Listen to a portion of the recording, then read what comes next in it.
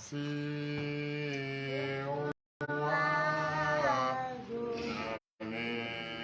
donamelo, et va me lever si au corps de bien. Amen.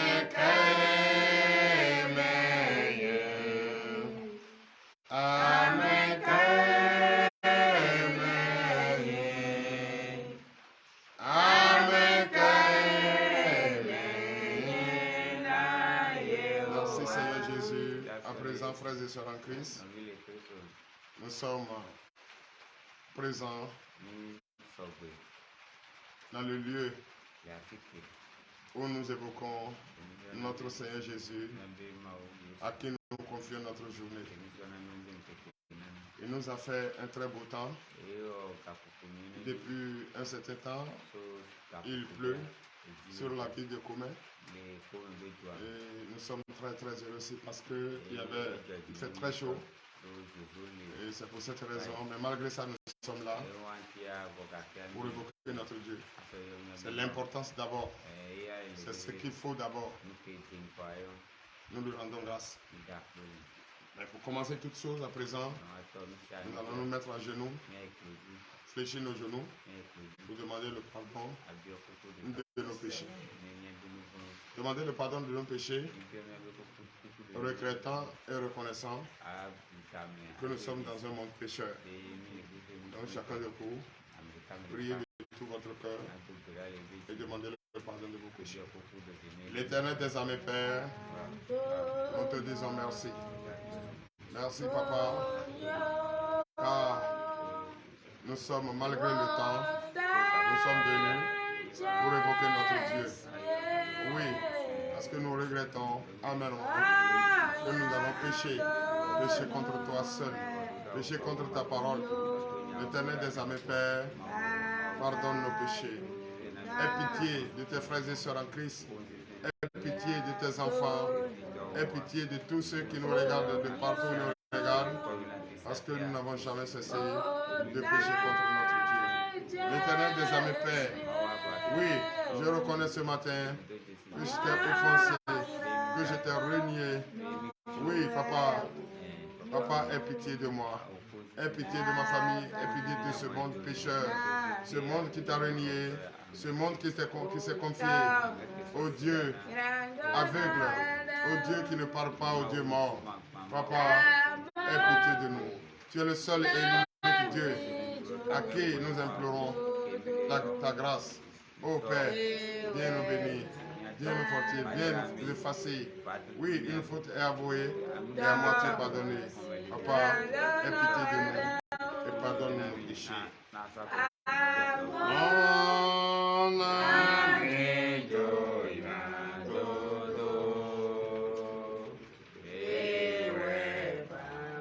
Merci Seigneur Jésus. Merci Seigneur Jésus. Merci frères et sœurs en Christ. Oui, c'est avec joie parce que nous avons demandé pardon à notre Seigneur, à notre Dieu, et c'est avec joie qu'il nous a pardonné. Et nous aussi, nous sommes dans la joie. Veuillez vous lever et donner l'acclamation à notre Seigneur Jésus, parce que notre Seigneur Jésus nous a acceptés et nous a pardonné. À présent, frères et sœurs en Christ, nous allons encore prier. Priez pour demander la force à notre Seigneur Jésus. Demandez la force, car ce matin, il a pitié de nous et nous a pardonné et nous a rendu le temps beau, un temps bien glacial, et nous sommes en paix. Et on a bien passé une nuit paisible et nous a réveillés à un temps et qu'il faut prier et confier sa journée à Jésus. À présent, nous allons demander pardon. Nous allons demander la force, puisque nous n'avons jamais cessé de demander pardon. Puisque chaque jour que nous demandons la force, nous demandons également le pardon. Et le pardon qui t'a pardonné va te donner tout ce qu'il faut pour fuir le péché. Et c'est pour cette raison, vous et moi, nous allons encore entrer en nous, avec cette fois-ci avec joie. Le pardon qu'on a demandé, c'est avec tristesse et regret. Mais la force, c'est avec force et joie. Oui, oui, avec assurance et foi que nous allons demander le pardon et la force. À présent, nous allons prier. Vous demandez la force à notre Seigneur Jésus. Pour qu'il nous donne la force de fuir le péché, la force de demeurer et toujours dans la prière, la force de prier, la force de résister aux tentations de l'ennemi, la force de rester debout, ne pas regarder ni à gauche ni à droite. Donc, frères et sœurs en Christ, nous allons demander la force à notre Seigneur Jésus. Prions pour la force. L'Éternel des âmes et Père, nous te disons merci. Merci car ce matin, tu es là pour nous et tu resteras toujours là pour nous. Nous allons à présent demander la force. Donne-nous la force qu'il faut. La force qu'il faut pour fuir le péché. La force qu'il faut pour fuir la tentation. La force qu'il faut pour fuir tout ce qui ne n'honore pas ta gloire. Tout ce qui ne n'honore pas notre Seigneur. Car nous voulons, oui, rester à déjouer les pronostics de Dieu et de Satan, à déjouer les pronostics du diable, à déjouer les pronostics de la tentation sur notre vie et rester vigilant, oui, dans la prière et rester fort dans la prière. C'est pourquoi ce matin, nous te demandons la force. Papa, ce matin, donne-nous cette force de résister aux tentations. Donne-nous cette force de résister à tout ce qui est tentation, tout ce qui est persécution. L'Éternel des armées, fait que tes enfants puissent trouver la force pour fuir le péché, pour l'honneur et la gloire, pour nos puissants. Voilà, puissant, puissant, puissant est ce nom-là. Puissant, puissant, puissant est ce nom, le nom de Jésus est vraiment puissant. Merci Seigneur. Nous allons encore prier. Parce que notre Seigneur nous a donné la force. Et nous sommes désormais forts. Forts pour fuir le péché. Forts pour déjouer les pronostics du diable, de Satan. Oui, ce matin nous sommes dans la joie. Nous allons prier. Priez pour demander à notre Dieu, puisque le secours que nous voulons, le secours que nous demandons vient de notre Seigneur Jésus. C'est de lui viendra le secours. Nous allons encore prier ce matin. Priez pour les malades, tous ceux qui sont malades, tous ceux qui, comme il a plu ce matin et le temps est beau, beaucoup sont restés à la maison parce qu'ils sont toujours péris à la tentation du diable. Parce que pour eux, le temps est doux, il faut dormir. Oh, c'est pas ça, il est l'heure. L'heure à laquelle il faut confier sa journée à Jésus. L'heure à laquelle il faut confier sa journée à Dieu est arrivée. L'heure n'est pas à dormir. C'est d'être fort, résister, demeurer dans la prière. Prier pour appeler le secours. Et quand le secours vient, on est fort, on est heureux. Et c'est ce que nous avons ce matin. Donc, les frères et sœurs en Christ, vous qui me regardez, nous allons prier pour les malades. Les malades qui se trouvent dans les hôpitaux et les prisonniers également. Ceux qui sont dans les prisons, enfermés, qui ne sont pas libres de leur mouvement. Et qui sont malades, qui sont couchés dans les hôpitaux et qui ne sont pas libres de leur mouvement. Et qui sont surveillés par les médecins, les chirurgiens, et qui sont surveillés par les gardes pénitentiaires, qui sont surveillés et qui ne peuvent pas sortir d'eux. Les autres n'ont pas la force pour sortir, mais eux, ils ont la force, mais ils ne peuvent pas sortir. Donc nous allons prier pour ces personnes, pour que Dieu ait sa puissance sur eux. Parce que c'est le Dieu seul qui peut les juger, qui peut les libérer, qui peut les délivrer. C'est Dieu seul qui peut guérir, qui peut soigner ces malades et qui peut les faire sortir de là. Nous allons prier ce Dieu ce matin pour qu'il ait pitié d'eux, et les faire sortir de ces lieux que nous ne souhaitons pas à quelqu'un de nous. Prions pour ces malades et ces prisonniers. L'Éternel des armées, Père, nous te demandons ce matin, Papa, de lever ta puissante main vers ces hôpitaux où se trouvent les malades, des milliers de malades qui n'ont pas les moyens, qui n'ont pas encore trouvé solution à leur maladie. Papa, sors-les de là ce matin. Car tu es le docteur des docteurs, le médecin des médecins. L'Éternel des armées, sors ces personnes-là de matin. Papa, nous te disons merci, car à chaque fois quand nous t'appelons une fois, tu nous réponds cette fois. Oui, également ta puissante main vers les prisons du monde entier. Oui, il y a d'autres qui sont emprisonnés injustement et d'autres qui sont là parce qu'ils ont commis les erreurs. L'Éternel des armées est pitié et sors-les de Dieu pour qu'ils soient libres. Venez à la prière, à la lumière comme nous sommes à la lumière ce matin. L'Éternel des armées est pitié d'eux. Sors-les de Dieu. Papa, nous te disons merci car tu l'as déjà fait. Tu es tellement un Dieu d'amour, un Dieu fidèle à sa parole, un Dieu qui ne dit jamais une chose de son contraire, un Dieu vraiment qui aime ses enfants. C'est pourquoi ce matin, tu l'as déjà fait. Tu les as déjà fait sortir jusqu'à et du soir, jusqu'au coucher du soleil. Tu vas les faire sortir de là, pour donner la gloire.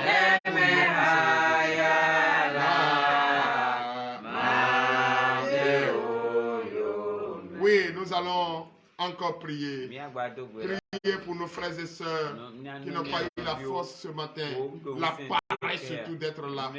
Nous allons prier pour eux, pour que Dieu leur donne la force qu'il faut mettre dans leur cœur, le désir, l'amour à la prière, l'amour de faire toutes choses comme notre Seigneur le souhaite. Nous allons prier pour ces enfants qui n'ont pas encore compris que s'affaiblir dans la prière est synonyme de la perdition. Ils n'ont pas encore compris. Nous allons prier pour eux, que Dieu leur donne la force, qu'ils comprennent que quel que soit le feu, quel que soit le temps, quel que soit l'hiver, quelles que soient les difficultés que nous traversons, c'est la prière. Et sans la prière, nous ne pouvons pas y arriver. Donc nous allons prier ce matin pour ces frères et sœurs qui n'ont pas encore compris, qu'ils comprennent maintenant que sans la prière, nous ne pouvons pas et nous ne y arriverons pas. Prions pour ces frères et sœurs qui sont encore sur le chemin de la perdition. Prions pour eux. L'Éternel des armées, Père, nous te disons merci. Merci car, Seigneur, tu as fait toutes choses et tu nous as permis d'être là ce matin. Et c'est de cette même manière que nous avons une pensée positive à ces personnes qui n'ont pas encore compris que c'est la prière qui sauve. L'arme, oui, d'un chrétien, c'est la prière.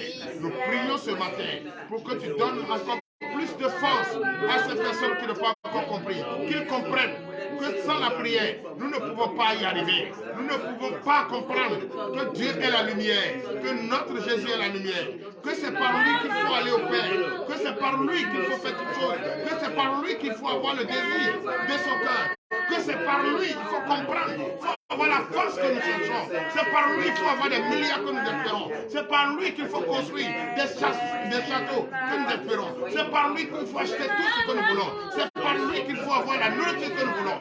Mais sans lui, nous ne pouvons pas y arriver. Donc, papa, ce matin, nous demandons que tu donnes la force, que tu ouvres les yeux, tu déchires le voile qui est sur ces frères et sœurs en Christ, qui n'ont pas encore compris que la prière est l'arme fatale qu'il faut pour mettre en déroute l'ennemi. Nous prions ce matin que ces personnes comprennent maintenant, comprennent et viennent à la lumière pour qu'ensemble nous pouvons évoquer notre Dieu, nous pouvons évoquer notre Seigneur. C'est comme ça. C'est sans ça nous ne pouvons pas y arriver. Oui, papa, nous prions. Nous te prions ce matin. Aie pitié. Sauve ces personnes. Ramène-les. Déchire-les. Qui les dérange. Pour qu'ils ne comprennent, pour qu'ils l'adorent. Pour qu'ils louent ce Dieu. Papa, aie pitié de ces personnes et ramène-les à la raison. Pour qu'ils comprennent désormais que c'est la prière qui peut les sauver, que c'est la prière qui peut les faire sortir de là. L'Éternel des armées, nous te disons merci.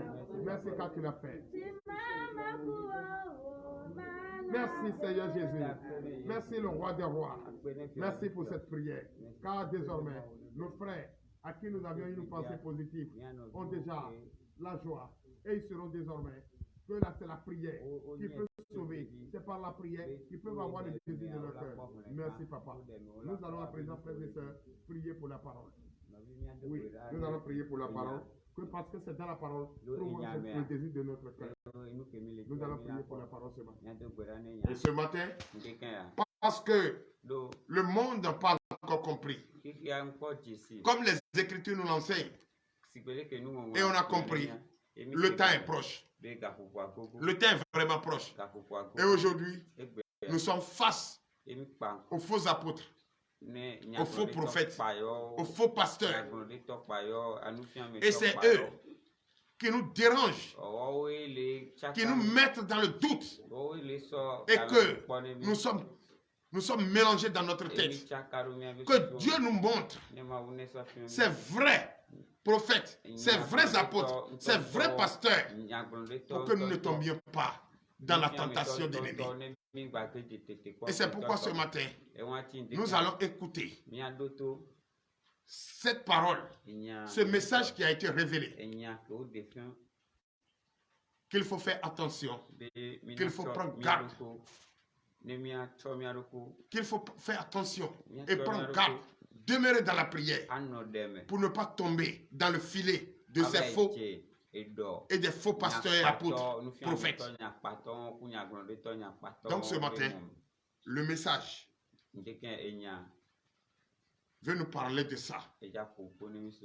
Et c'est tiré dans la Bible, dans le livre de 2 Corinthiens, chapitre 11, à partir du verset 1er à 6. Et le thème de ce matin est intitulé Face aux faux prophètes,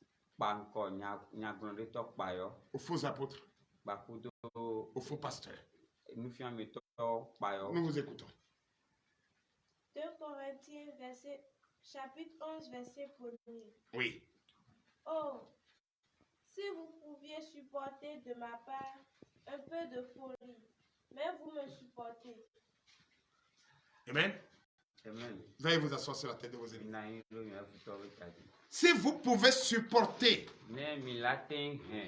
ce que je dis ici, et je répète en transpirant, en suyant mon corps,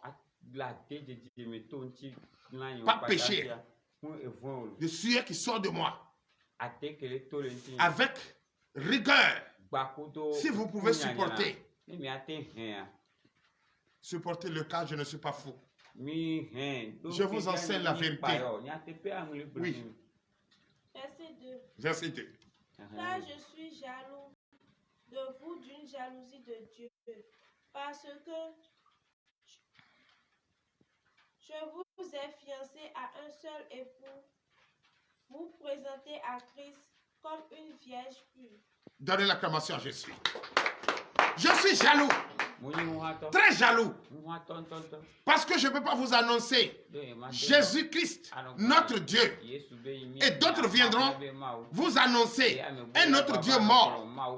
Parce qu'il a fait de la magie et il a des châteaux, il a des voitures, il a tout ce qu'il faut pour vous séduire et vous le suivez aveuglement. Sans savoir qu'il n'est pas en train de vous fiancer à ce Christ que je vous présente et qui est pur. Il n'est pas en train de vous présenter à ce Christ. Il est en train de vous présenter aux prophètes de Baal, aux prophètes de Satan, aux prophètes de diable, aux pasteurs de diable, aux pasteurs de Satan, aux apôtres de diable, aux apôtres de Satan, sans que vous le sachiez. Vous suivez la richesse. Rappelez-vous, le jour où notre Seigneur Jésus a été tenté dans le désert, qu'est-ce que le Satan ne lui a pas montré? La richesse, le royaume. Mais qu'est-ce que notre Dieu lui a dit?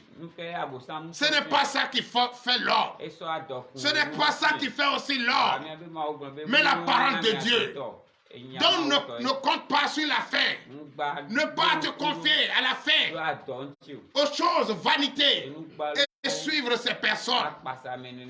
Moi, je vous annonce ce matin, c'est parce que je suis jaloux, très jaloux, que vous ne perdiez, que vous n'empruntez ce chemin de la perdition, que je vous dis. Dans ce pays, d'autres, celui qui connaît très bien, l'autre qui est mauvais dit, ne suivez pas cet homme. Cet homme, c'est un voleur. Mais vous ne connaissez pas. Vous enviez la richesse. Mais vous suivez la richesse et vous partez à la perdition. Beaucoup nous enseignent. Mais on ne regarde pas ce qui nous enseigne, celui qui nous enseigne, mais on regarde sa richesse. Si vous regardez ça, vous allez vous perdre. Donc, l'Éternel des armées me charge de vous dire ce matin de faire attention et de prendre garde. Demeurez dans la prière pour que Dieu vous montre le vrai chemin, le vrai prophète, le vrai apôtre. Et évitez de suivre la richesse et de suivre le bonheur. Sinon, vous êtes sur le chemin de la perdition. Oui. Verset 3. Toutefois, de même que le serpent séduisit par sa ruse, je crains que vos pensées ne se corrompent et ne se détournent de la simplicité à l'égard de Christ. Donnez l'acclamation à Jésus. C'est vrai. Le serpent, lui, il a quoi? Lui, il a des choses qui peuvent nous séduire. La richesse. Il a tout. C'est le Satan. Mais, qu'est-ce qu'il fait? Il prend ces choses pour nous corrompre parce qu'il sait que nous, étant Christ, nous n'avons pas encore compris que nous sommes plus riches que lui. Ce que lui nous montre, pour nous, pour celui qui comprend et qui est en Christ, ce ne sont que de vanité. Mais nous, la terre nous appartient. Tout ce qui y habite nous appartient. Notre Père est le riche des riches, le milliardaire des milliardaires. Si tu obéis à ton Père, tu as tout. Mais le Satan, comme il sait qu'il faut obéir d'abord à son Père avant d'avoir tout, lui, il nous montre tout. Et il nous corrompt. N'obéissez pas à ce Père. Et il nous envoie sur le chemin de la perdition. Frère, demeurez dans la prière et évitez ça. Oui. Verset 4. Car si quelqu'un vient vous prêcher un autre Jésus que celui que nous avons prêché, ou si vous recevez un autre esprit que celui que vous avez reçu, ou un autre évangile que celui que vous avez embrassé, vous le supportez fort bien. Donnez l'acclamation à Jésus. C'est vrai, il y a conséquence. Si nous suivons ces faux apôtres, ces faux prophètes, ces faux Jésus, et il nous annonce un autre Jésus, que celui-là que je vous annonce, il vous donne un faux esprit et vous l'avez reçu au milieu de la perdition. C'est le châtiment parce qu'il va vous abandonner. Ce n'est pas le vrai Jésus. Le vrai Jésus n'abandonne pas ses enfants. Il va vous abandonner au cours du chemin et vous allez commencer à souffrir. C'est ça vient la maladie, c'est ça vient la pauvreté. C'est ça vient. C'est ça vient des difficultés. C'est ça vient tout ce qui n'ont pas Dieu. Et en ce moment, il est déjà tard. Tu vas te retourner. Voilà, le chemin est long. Tu vas commencer à souffrir. Et c'est là que tu commences à chercher. À gauche et à droite. Devant, derrière. Où est le vrai Jésus? Ah, j'ai fini par comprendre que le Jésus que j'écoutais, je suivais, était le faux. N'était pas le vrai. Celui-là que je suivais était le faux pasteur. Ce n'était pas le vrai frère prophète. C'est ça.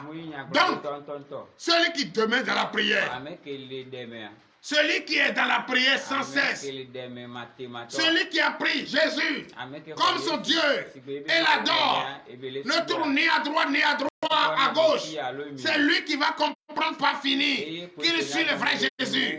Moi, ce que je vous annonce ce matin, si je suis jaloux, c'est parce que je sais que c'est le vrai Jésus. Suivez-le, acceptez-le, redemeurez dans la prière et vous allez comprendre que c'est le vrai Jésus. Oui. Verset 5. Or, j'estime que je n'ai été inférieur en rien à ces apôtres par excellence. Donnez l'acclamation à Jésus. Moi, je sais que tous ceux-là qui montrent la richesse, qui ont la langue mielleuse, et qui, quand ils parlent, c'est milliards qui sortent de leur bouche. Quand ils parlent, c'est de l'argent, ils vous montrent des châteaux, ils vous montrent des voitures. Que vous partez chez les prophètes comme ça. Oh voilà, moi déjà, Dieu m'a donné des voitures, Dieu m'a donné ces autres. Moi, je sais très bien que je suis plus riche que ces personnes. Je ne suis pas inférieur à eux.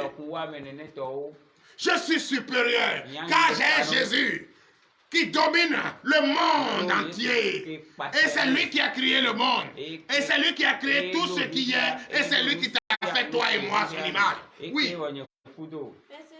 Verset 6 est fin. Veuillez vous lever. Si je suis un ignorant sous le rapport du langage, je ne le suis point sous celui de la connaissance.